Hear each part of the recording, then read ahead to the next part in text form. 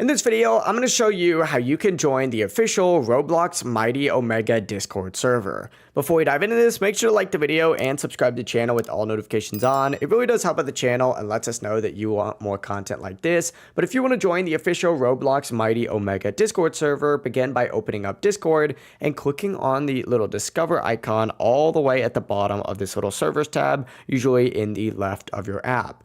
Once doing so, what you're going to want to do is actually make sure that you select this little servers icon here and then navigate to this little search bar up in the top right.